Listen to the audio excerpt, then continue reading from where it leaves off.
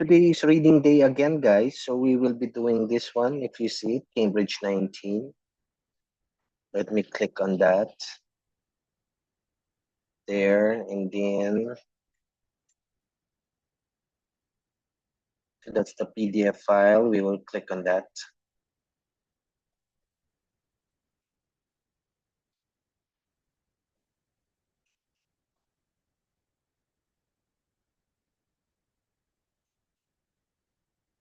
I think we're in test 4 already. Hi, Chins. Is this test 4?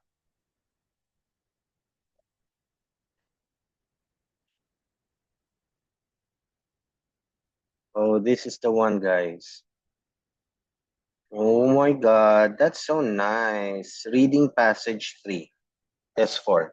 So, as a reminder, when we began Cambridge 19, I'll show you our scores. So, reading passage, this is test 1 there. For reading passage 1, we had 1 mistake. For reading passage 2, 0 mistakes. For reading passage 3, 0 mistakes. Total of 1 mistake. Band 9. For test 2, for reading passage 1, we had 0 mistakes. It's posted in the IELTS Einstein page. For reading passage 2, 2 mistakes. And for reading passage 3 on YouTube, 0 mistakes. So that's a total of 2 mistakes. It's a band 8.5. For test 3, Cambridge 19 still, guys. Reading passage 1, 0 mistakes. Reading passage 2, 0 mistakes. Reading passage 3, 1 mistake. A total of 1 mistake. So that's a band 9. And for test 4, we finished reading passage 1 with 0 mistakes and reading passage 2 with 0 mistakes. We are now in reading passage 3, the last one. So all of these videos are in this private group. They are all in this private group, the IELTS Reading Workshoppers group. Except for the ones posted on YouTube, as indicated there.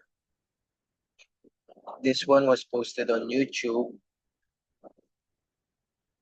and this one was posted in the IELTS Einstein page there. Okay.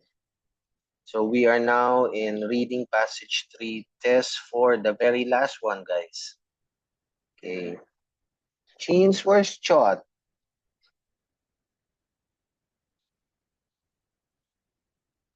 Jeans.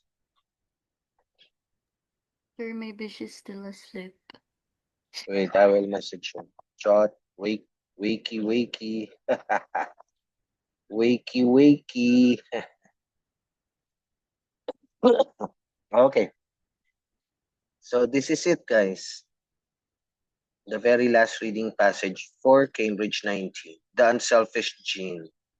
It's so interesting. I love reading. I learned so much from reading. So we will open a second version of this file, clicking on that again, guys. So let's scroll over down to the questions.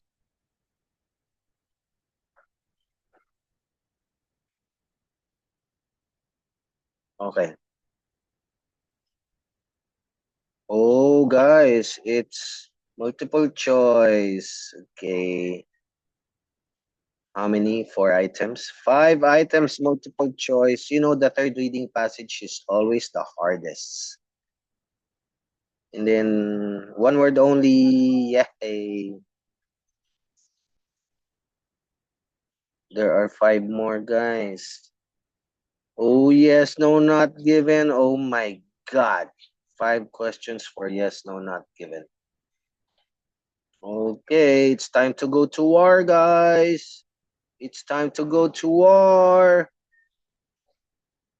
That's number 27. Uh, I'll just time myself, guys, but we will not pressure ourselves this time. Let's just keep the clock running. Okay, so what I usually do is I ignore the reading passage, right, guys? I ignore it.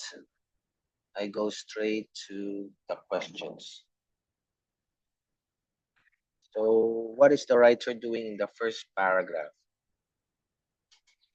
So let's read the first paragraph.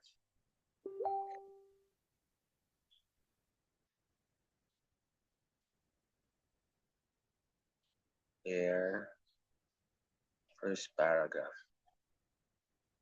So the unselfish gene. A psychologist gives his view on how humans became self-centered. Oh, terrible. Okay.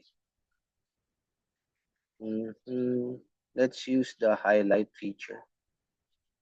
So, there's been a long general assumption that human beings are essentially selfish. We are apparently ruthless. What a nice word, ruthless. With strong impulses to compete against each other for resources and to accumulate power and possessions. If we are kind to one another, it's usually because we have ulterior motives. Okay. If we are good, it's only because we have managed to control and transcend. Oh, okay. Really, we have learned to control our innate selfishness. Really, we are innately selfish and brutal. Wow. Okay. So let's see. This is so depressing, guys. A. Setting out two opposing views about human nature. I think there's only one view, right, guys?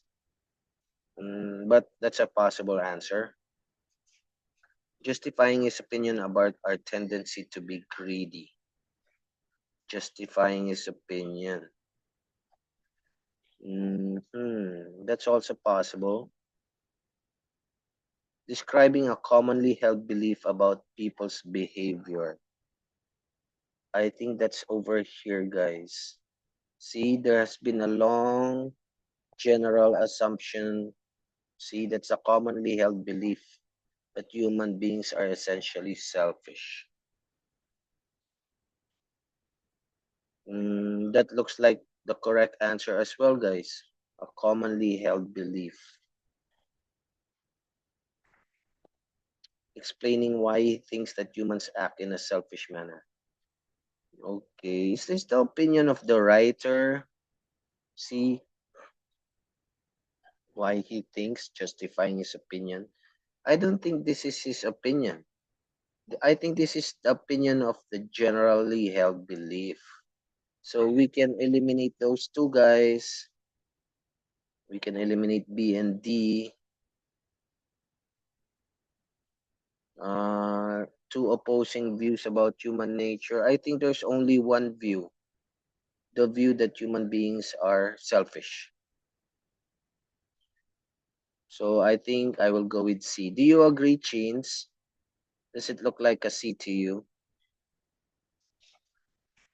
It's okay to make mistakes, guys.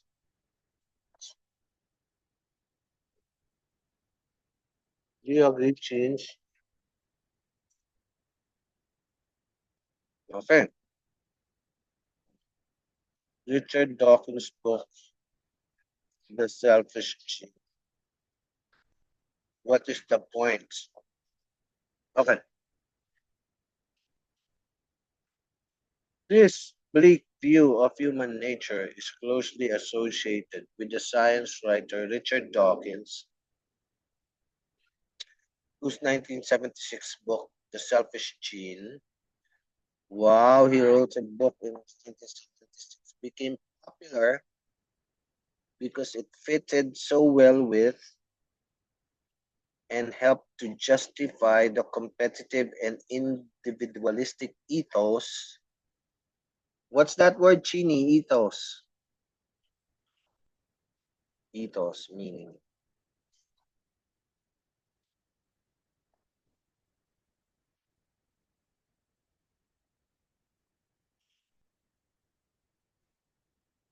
The spirit.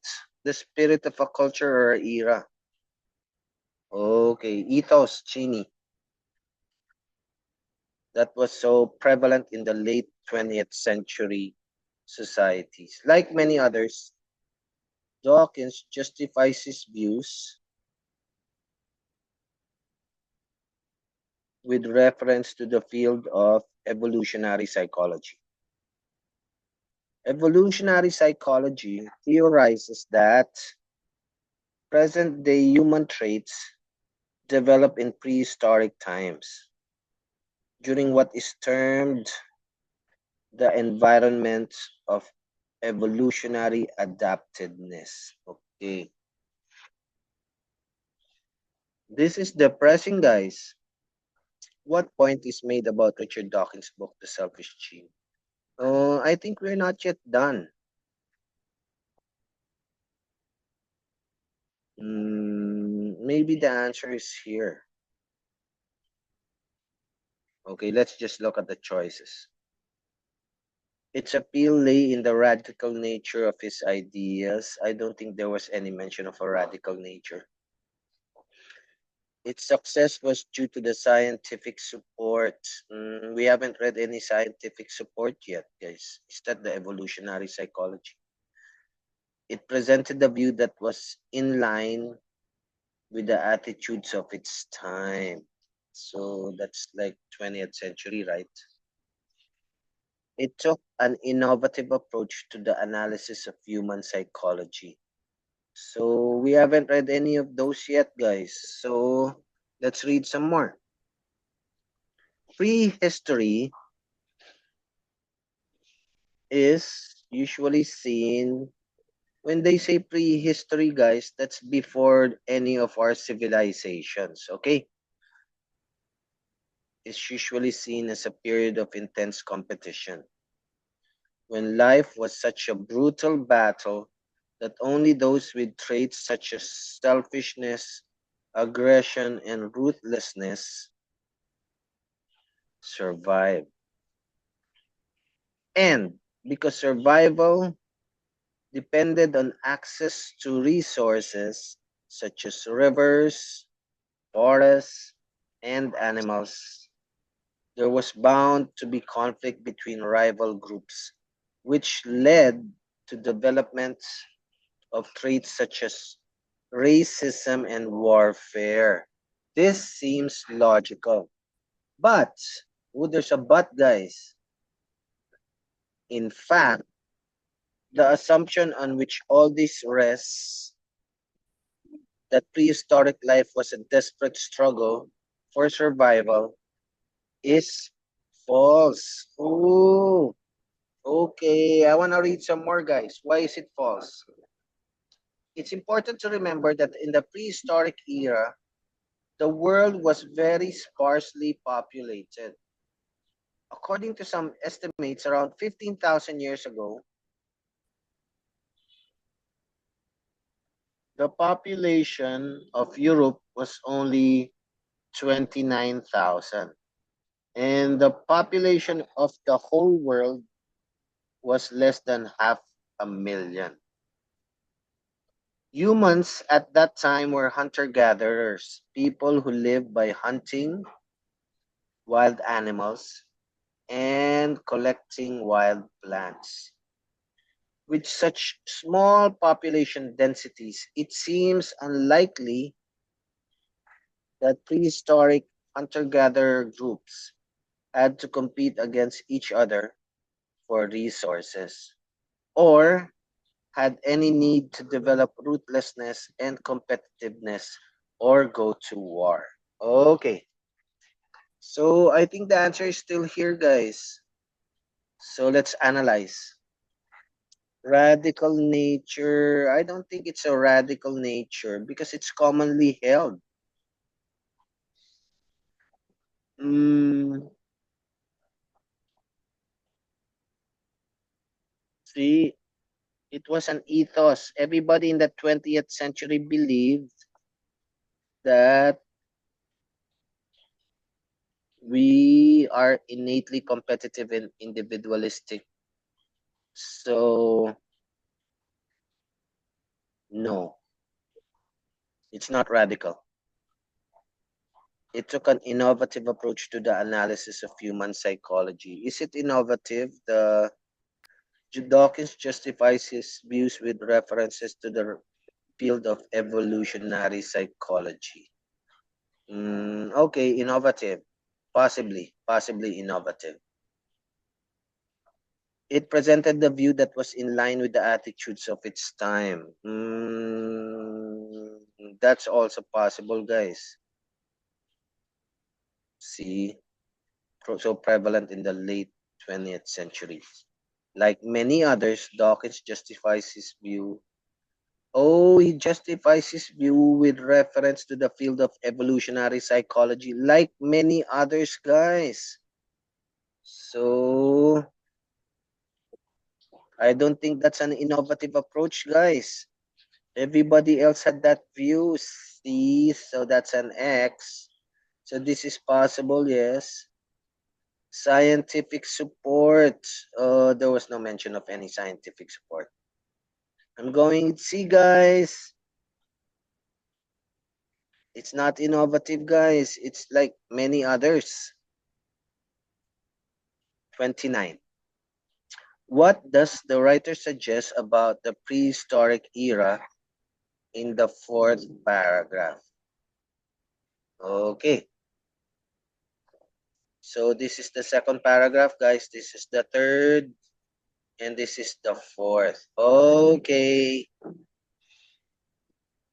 We read that already. Societies were more complex than many people believe. No. Supplies of natural resources were probably relatively plentiful. Yes, possible. Most estimates about population sizes are likely to be inaccurate. I don't think anything was mentioned about this. Humans move across continents more than previously thought. There was no mention of that. Okay, we're moving, guys. The writer refers to Brutnoff's work as support for the idea that, okay, let's take a look at Bruce Noft. Bruce Noft. There. That's Bruce Noft. There is significant evidence to back this notion from contemporary hunter-gatherer groups who live in the same way as prehistoric humans did. As the anthropologist Bruce Noft has remarked, hunter-gatherers are characterized by extreme political and sexual egalitarianism. Egalitarianism means equality, guys, equality.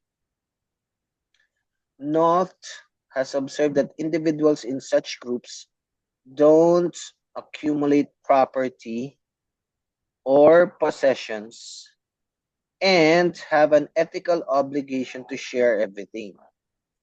They also have methods of preserving equality by ensuring that disparities of status do not arise. Is there something else about Brufnoff?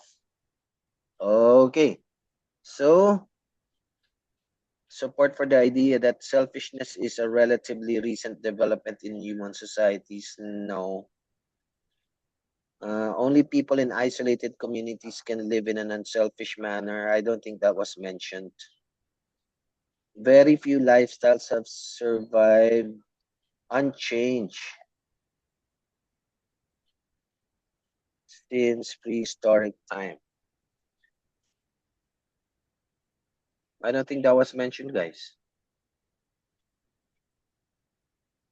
Maybe we should read some more, guys. Hunter-gatherer cultures worldwide are declining in number. I think we should read some more, guys. The Kung people of southern Africa, for example, swap arrows before going hunting. And when an animal is killed, the acclaim does not go to the person who fired the arrow, but to the person the arrow belongs to. Wow, that's so nice. And if a person becomes too domineering, this is like the Japanese guys. The other members of the group ostracize them. So ostracize means to what's ostracize? Ostracize means to like expel them, isolate them, something like that. Exiling the offender from society. Typically, in such groups, men do not dictate what women do. Women in hunter gatherer groups worldwide often benefit from a high level of autonomy, being able to select their own marriage partners, decide what work they do, and work whenever they choose to. Oh my God, they're more civilized than we are today, guys. And if a marriage breaks down, they have custody rights over their children. So this is wrong. Okay, I think we should read some more, guys, because none of these answers come out.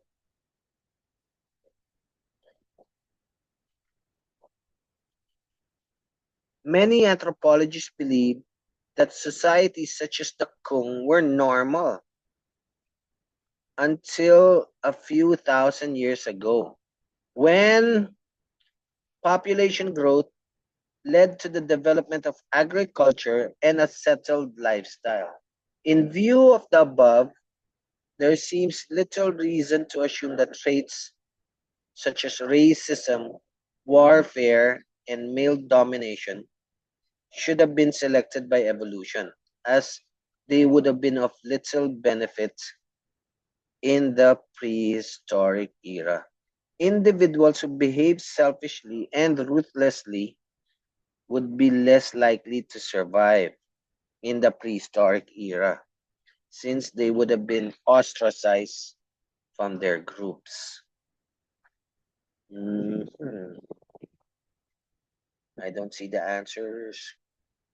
I think this is the one, guys. I think that's the one, guys. That looks like the one. We will read some more, guys. It makes more sense then to see traits such as cooperation, egalitarianism, altruism. Altruism means being generous, helpful, and peacefulness as innate characteristics of human beings. These were the traits that were prevalent in human life for tens of thousands of years. So, presumably, these traits are strong in us now. I'm reading up to the end, guys. But if prehistoric life really wasn't as brutal as has often been assumed, why do modern humans behave so selfishly and ruthlessly? Perhaps these negative traits should be seen as a later development, what the result of environmental and psychological factors.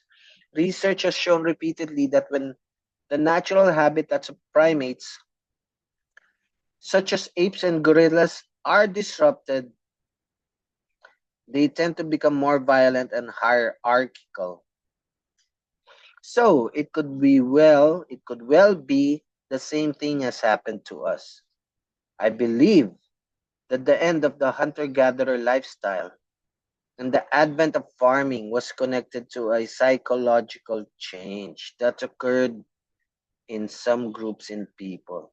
There was a new sense of individuality and separateness, which led to a new selfishness and ultimately to hierarchical societies, patriarchy, and warfare.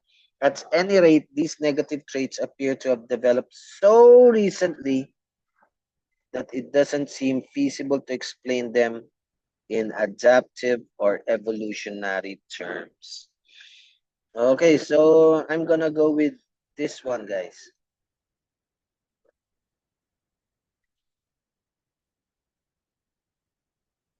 Selfishness is a relatively recent development. This one is also possible, guys. So I'm gonna go back to 30. Contemporary hunter-gatherer societies. Bruce Knopf's research shows that when contemporary means present time, hunter-gatherer societies tend to exhibit a high level of Bruce Knopf. Extreme political and sexual egalitarianism. Egalitarianism is my answer, guys. In all areas of life.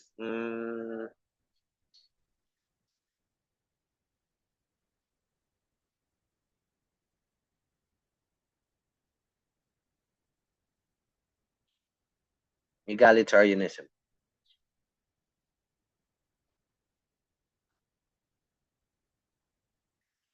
Egalitarianism is my answer. In these cultures, distributing resources fairly among all members is a moral obligation.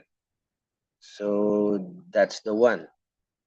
C, ethical obligation to share everything.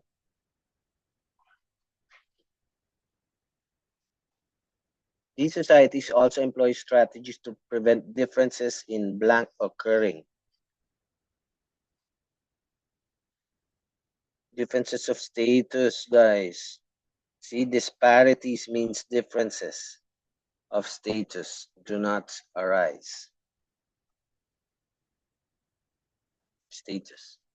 For example, the Kung Pao custom whereby the credit for one person's success at hunting. I think hunting is the answer. Hunting. Hunting there. Hunting. Hunting is given to another member of the group. Individuals who behave in a blank manner are punished. Domineering is the answer, guys. Domineering manner. Domineering. I love those adjectives, guys. Domineering manner are punished by being excluded from the group. See, that's ostracized. And women have a considerable amount of power. Autonomy is the answer, guys. Autonomy. Autonomy in choices regarding work and marriage. We're now down to the last 5. Oh my God. Some anthropologists are mistaken about the point when the number of societies such as the Kong began to decline. Was it ever mentioned that they declined? Many anthropologists believe that societies were normal until when population read. Did they decline? I don't see any mention of a decline.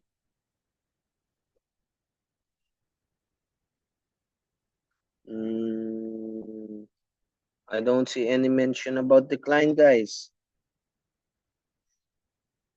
Some anthropologists are mistaken.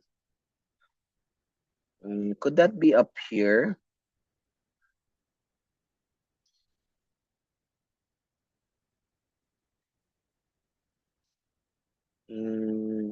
This one?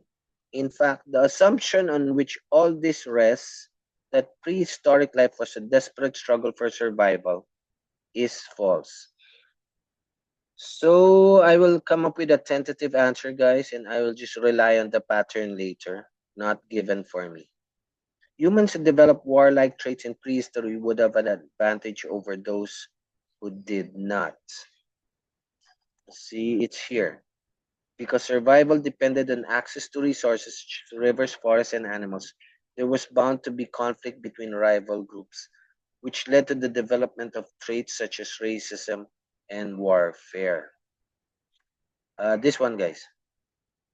When life was such a brutal battle that only those with traits such as selfishness, aggression, and ruthlessness survived. See? Selfishness, aggression, ruthlessness. Ruthlessness.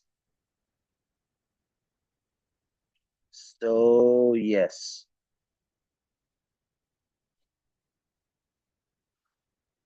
If the statement agrees with the views of the writer. Oh my God, that looks like a no. The views of the writer, guys. The views of the writer. Being peaceful and cooperative is a natural way for people to behave. So that one is the yes for me. This one is a no.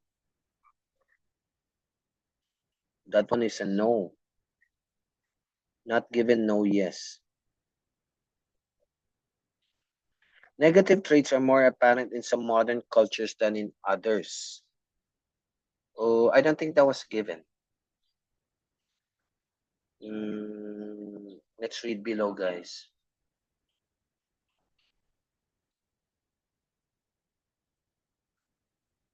Individuals who behave selfishly and ruthlessly would be less likely to survive since they would have been ostracized from their groups. It makes more sense then to see cooperation, egalitarian altruism, and peacefulness as innate characteristics of human beings. These were the traits that were prevalent. So presumably these traits are strong in Assam. Uh, Perhaps these negative traits should be seen as a later development, the result of environmental and psychological factors. Research has shown repeatedly then when the natural habitats of primates such as apes and gorillas are disrupted, they tend to become more violent and hierarchical. So are more apparent in some modern cultures than in other modern cultures. I don't think that was given, guys.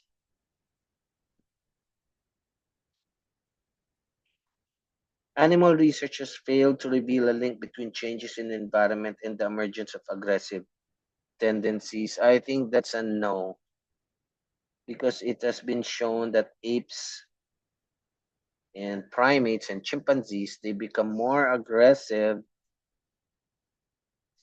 when the natural habitats are disrupted. Okay. Any observations, guys? So not given no, yes, not given no. Tough, guys, tough one.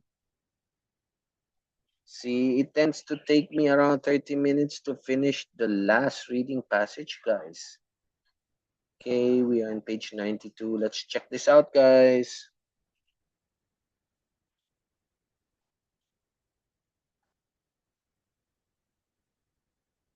The last reading passage is always the toughest.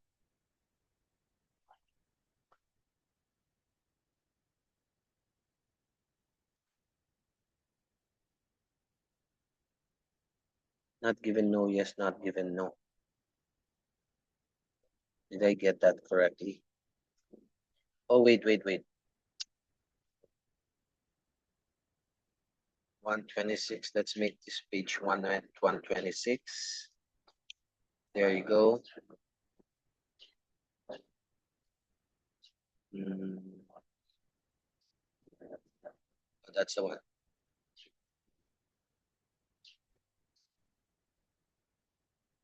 Here, test 4, right? Test 4, okay. And then let's make this page 92. Mm, Not given no, yes, not given no. My God, we got that perfect, guys. We got it perfect. That was tough. That was tough, man. Not given no, yes, not given no. That was tough. We got it, guys. So egalitarianism, status,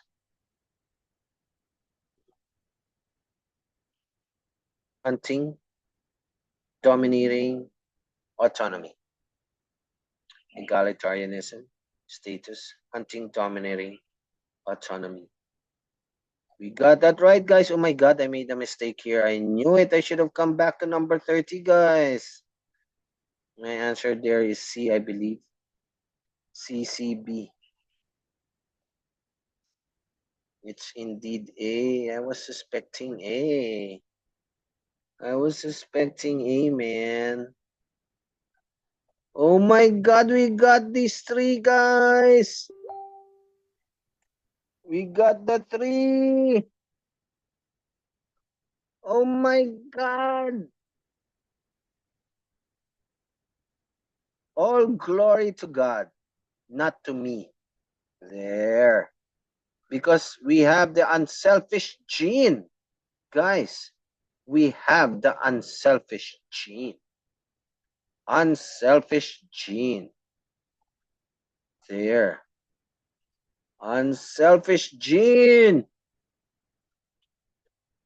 Okay, one mistake, guys. It's an 8.5. It's an 8.5. Watch the video again, guys, to see how I did it. Okay. Okay. Guys. Okay, okay, Okay, okay. teacher. Thank you. Okay. Guys, take note of how I do this. See, do you see? I underline. See, I encircle. Guys, do you see? Do you see? He thinks, justifying his opinion. No, those were not his opinions. These two were wrong. Okay, guys? Take note of how I do that. Underline that thing, that thing. Right, guys? My Okay. God. I should have come back to this. I said I was gonna come back to it, but I didn't come back to it. Oh my God. What a waste. But that's okay, guys. That's just one mistake. So it's 8.5. And then in reading passage 2, remember, we scored 9. Reading passage 1, we scored 9. So all in all, one mistake only. One mistake is still a band 9. Okay, guys. Print screen. And then we will stop the recording. Full screen. There. I'm gonna post it, guys.